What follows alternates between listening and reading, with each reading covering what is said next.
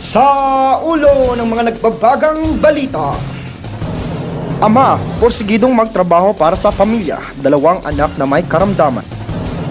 Limited face-to-face class nagsimula na sa ibang paaralan sa Region 12.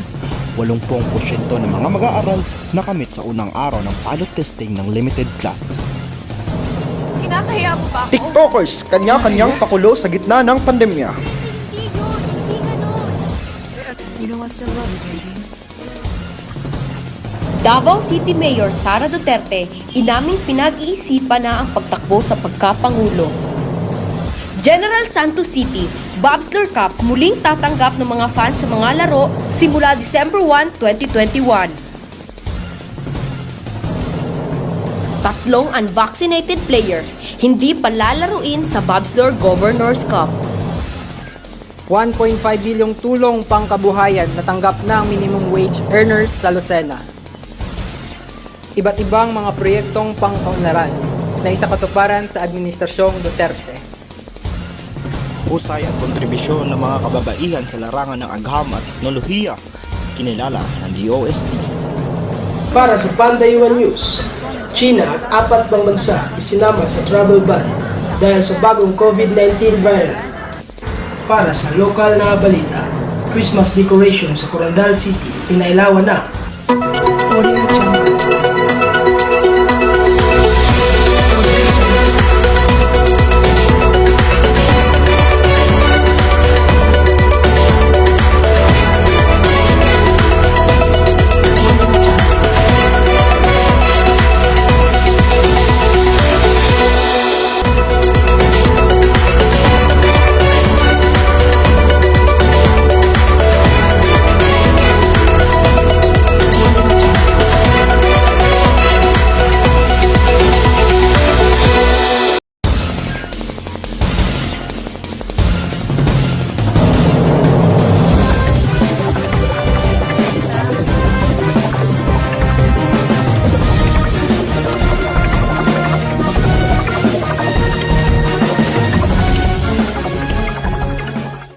Para sa Panday One News, China at 4 pang bansa isinama sa travel ban dahil sa bagong COVID-19 variant.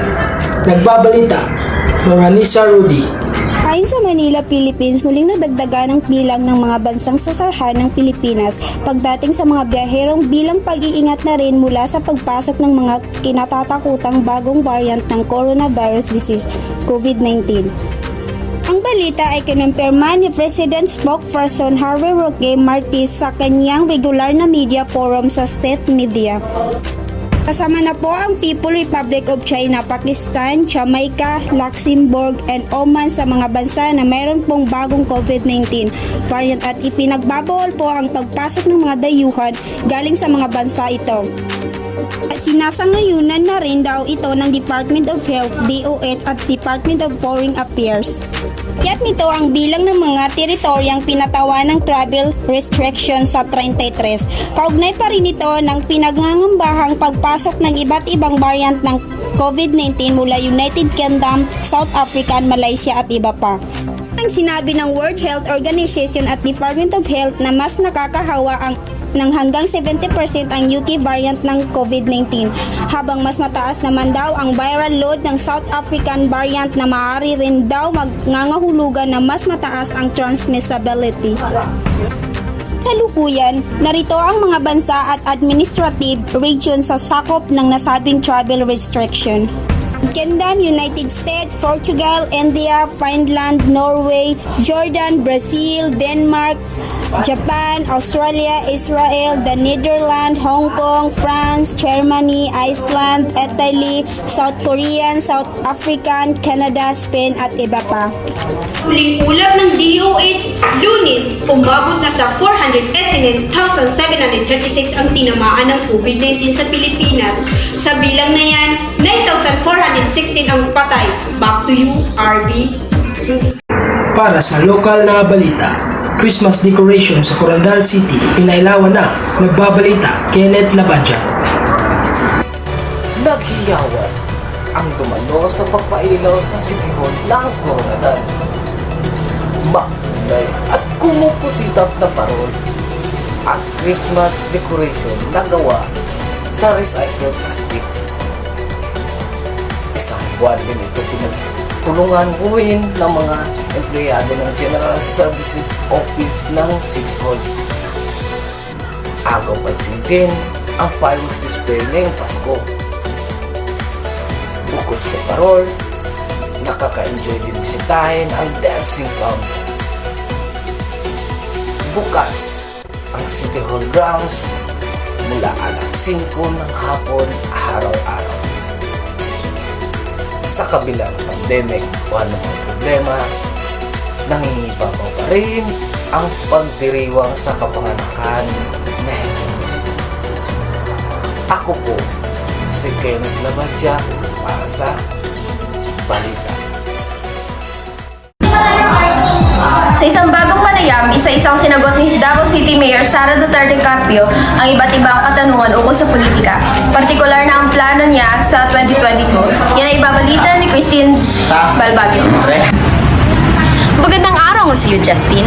Andito nga ako sa lugar kung saan ginanap ang katanungan tungkol sa politika.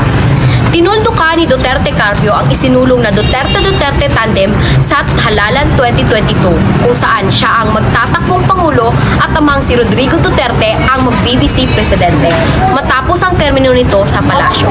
Ito ang pahayag ni Sara Duterte. It will never happen that merong Duterte and then sinabi naman na ni Presidente Rodrigo Duterte kung ano yung mga reasons niya kung bakit ayaw niya ako tumakbong presidente.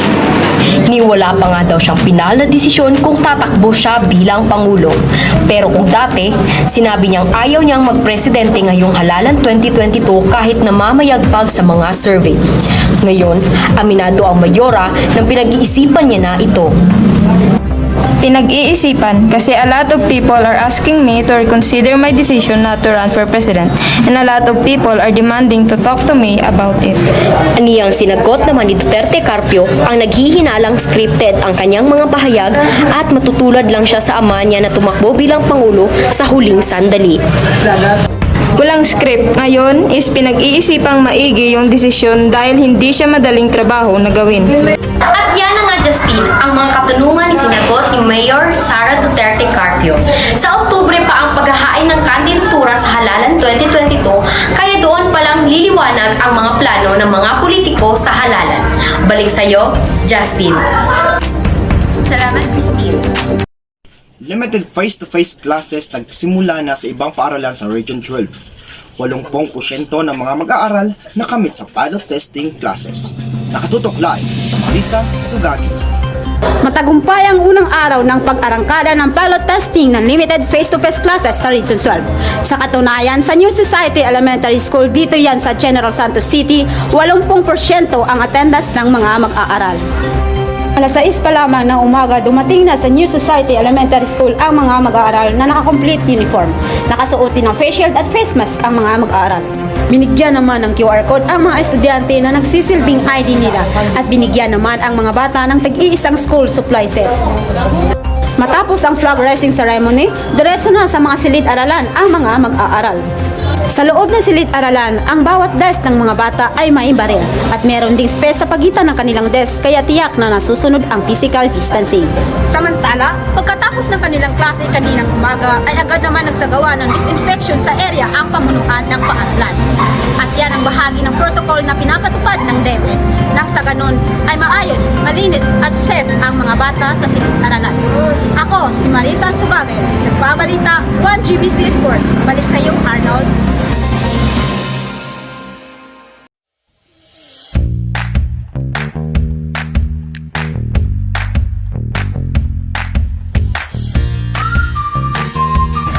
Ay, ang init. Oo nga, ang init. Parang hindi ko na kayang maglakad hanggang doon. Oo nga, magpahinga muna tayo. Tara, magpahinga na lang muna tayo. Tara.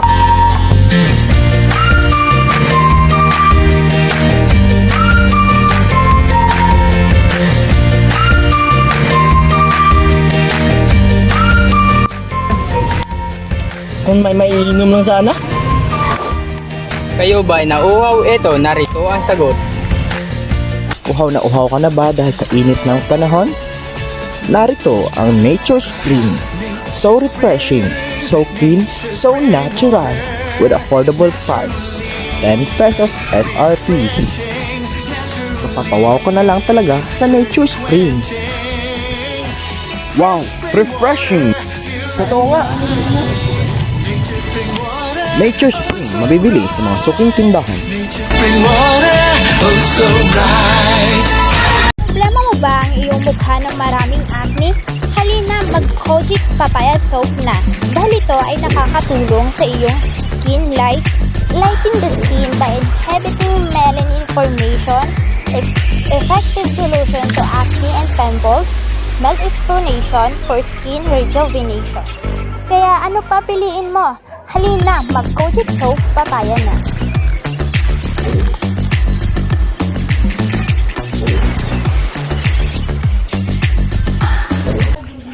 Isang ama porsigidong magtrabaho para sa kanyang pamilya at sa 2 anak na may karamdaman. Tunghayan ang buong kwento sa pagbabalita ni Lover Rebel Daw. Espesyal para sa 40 taong gulang na si Franklin Cañete ang araw ng Biyernes. Ito kasi ang araw na makakauwi siya sa kanilang pamilya matapos mawalay ng 1 linggo dahil sa trabaho. Sakay sa motorsiklo, 3 oras siyang bumiyahe mula sa Lambayong hanggang Coronadal upang magtrabaho. Matapos ang 25 kilometrong biyahe ay naglalakad pa siya ng kalahating kilometro papunta sa kanilang bahay kung saan naghihintay ang 5 niyang anak.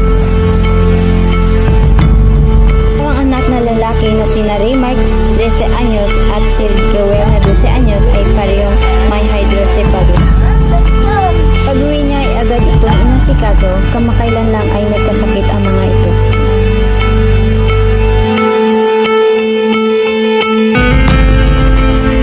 Ayon kay Nijoy, sa kabila ng kanilang sitwasyon, hindi niya narinig na magreklamo ang ama kailanman.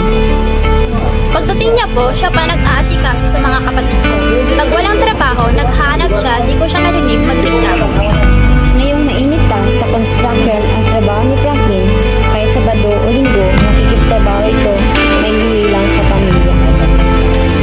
Hindi lang ang kanyang pangarap ang may paggamot muli sina Raymark at Ruel at makapag-aral ang kanyang mga anak kahit mahirap at malabo pa ito sa ngayon. Mahal na mahal ko ang aking mga anak.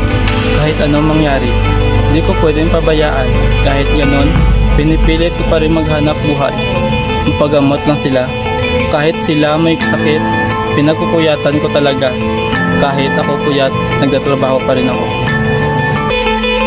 Dahil sa kabutihan at kasipagan ni Franklin, maraming humanga at nag-abot ng tulong para sa kanyang pamilya. Naway naging silbing aral ang kwento ni Franklin Cañete para sa ating lahat. Ito po si Loribel Daong, 1GBC Report. Umaasa ang Administrasyong Duterte na ipagpatuloy at pagyamanin pa ng susunod na lider ng bansa ang mga pamanang iiwan ni Pangulong Duterte. Narito ang report. Lipas ng 5 taon ng Administrasyong Duterte, sa sektor ng transportasyon, pumalo na agad mahigit 451 na ipinagawang seaport, 241 airport project, 5,950 mga tulay at 29,264 kilometrong daan ang natapos gawin matapos ang Hunyo 2021. Sa sektor naman ng agrikultura, higit 200,000 hektarya naman ang lupa ang ipinapahagi sa mga magsasaka habang lagpas 900,000 naman ang magsasakang nabigyan ng ayuda ng Pre-Irrigation Act. At hindi rin napabayaan ang mga sektor ng edukasyon. Nasa 1.62 milyong estudyante ang nabigyan ng pre-tuition at mahigit 150,000 na classroom ang agad na ipagawa. Ayon naman kay Senator Bongo, ang mga ito sana ang ipagpapatuloy ng mga susunod na maluluklok sa pwesto. Iusap ko lang po kung ano po yung mga programang magaganda at nakakatulong naman po sa mga kababayan natin. Sana po ipagpatuloy ninyo. Lalong-lalo na po sa mga nakakatulong sa mga mahirap po. Nais ni Senator Bongo na maituloy rin ang laban kontra kriminalidad, korupsyon at illegal na droga. Dahil sa ilalim ni Pangulong Duterte lamang magkaroon ng 64% decline sa crime value, mahigit 200,000 na isinasagawang anti-illegal drugs operations at sa 2,000 rin ang nag-aresto mga high-value targets. Nasa 144 malasakit center naman ang agad na itayo ng Duterte administration na nakapagserbisyo sa halos 2 milyong mga Pilipino.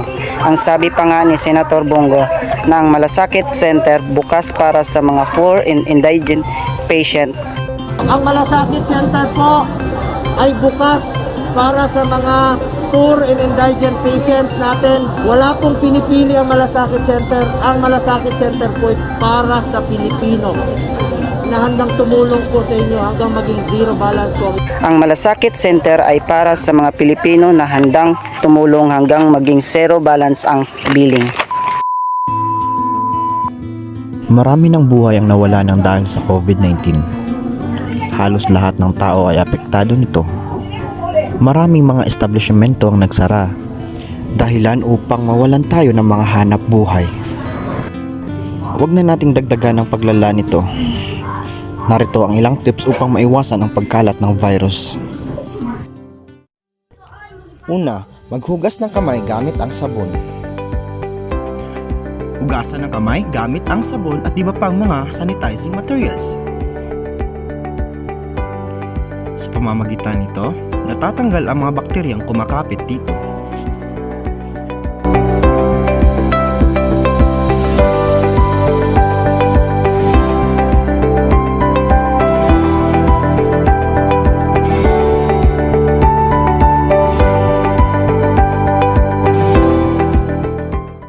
Pangalawa, magsuot ng face mask or face shield. Sa pamamagitan nito, naiiwasan nating madapuan ng laway mula sa ating mga nakakasalamuha araw-araw. Pangatlo, panatiliin ang 1 meter social distancing kung maaari umiwas sa mga matataong lugar.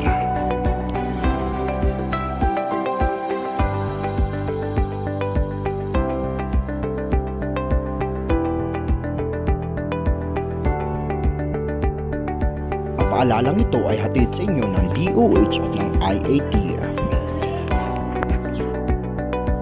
Sa ating government at work sa Lucena, ilang manggagawa ang nakatanggap ng tulong pangkabuhayan mula sa DOLE. Sa Jensen naman, software na magpapabili sa proseso ng pamamahagi ng lupa sa magsasaka inilunsad.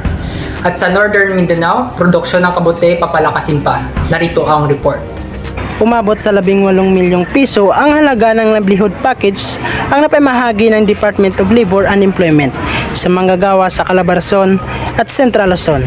Sa Lucena naman nakatanggap ng 1.5 milyong piso na tulong pangkabuhayan ang minimum wage earner at displaced workers sa ilalim ng DOLE Social Amelioration Program. Bukod dito ay ilang proyekto pa ang itinurnover para sa mga manggagawa sa lungsod.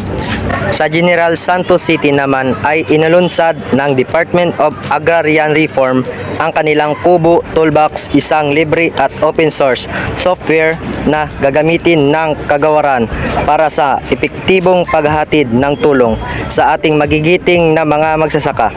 Sa pamagitan kasi ng software, mapabilis at mapabuti pa ang paraan sa pangungulikta ng datos na makakatulong sa pagproseso ng mga titulo ng lupa para sa mga magsasaka. Sa pagnanais namang mapalakas pa ang produksyon ng kabote sa Northern Mindanao, nagbigay ng 3.2 milyong peso na halaga ang mushroom growing houses sa Department of Agriculture.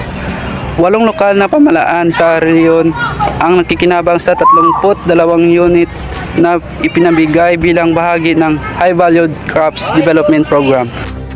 National Aeronautics and Space Administration nasa chief at isang Pinay neuroscientist pinatunayan sa isang programa ng Philippine Science High School na malaki ang ambag ng mga kababaihan sa agham. May iulat ni Nice Lugar. Einstein, Galileo Galilei at Isaac Newton. Sila ay ilan lamang sa pinakatumatak sa mundo ng siyensya at teknolohiya. Ngunit nariyan din ang mga babaeng siyentipiko tulad nila Marie Curie na tinaguri ang Mother of Physics at ang Pilipinong si Dr. Fidel Mundo na tanyag sa kanyang improvised incubator. Sa programang magkatuwang na inorganisa ng Department of Science and Technology at Philippine Science High School, binigyan atensyon ang mga kontribusyon ang mga babaeng siyentipiko at inventor. Ayon kay Dr. Mary Ann Go, isang neuroscientist dahil sa mga responsibilidad tulad ng pagbuo at pag-aalaga ng pamilya. Very strong in the lower levels, I would say, but as you go up the ranks and more senior positions, there are less and less women. This is true. Kalimitan ay kaunti na lamang ang mga babaeng siyentipiko na umaabot sa mga mataas na ranggo. To be really passionate about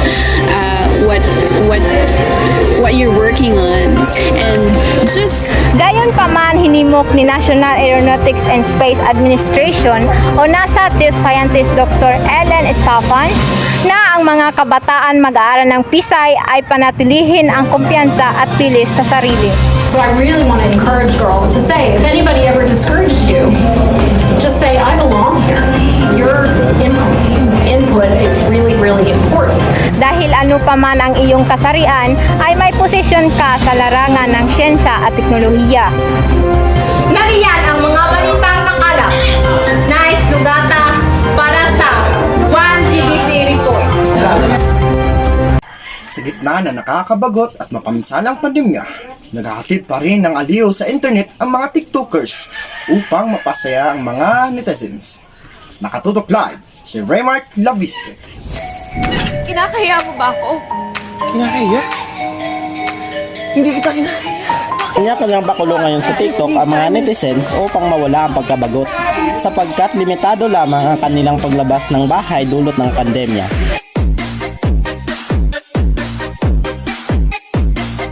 Kenji, hindi yun! Hindi ganon! Eh ano? Kenji, hindi mo ba talaga naiintindihan? Ang ano? Yung totoo! Na ano? Gusto ko nang itigil to kasi Maraming nagpakita ng kani-kanilang mga talento sa pagkanta,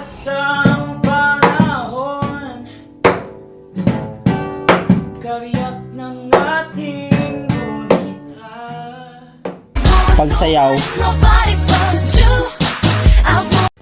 pag-arte, at marami pang iba. Kinakaya mo ba ako? Kinakaya? Hindi kita kinakaya. Bakit mo ako iniiwasan? Ayon sa kanila, paraan lamang nila ito upang mapasaya ang sarili at maging ang ibang tao.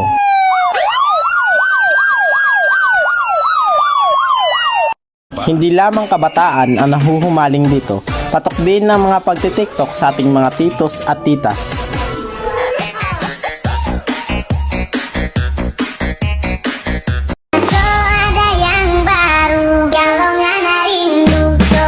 Kanya-kanyang pabunggaan sa pagkembot upang mapawi ang lungkot na kanilang nadarama.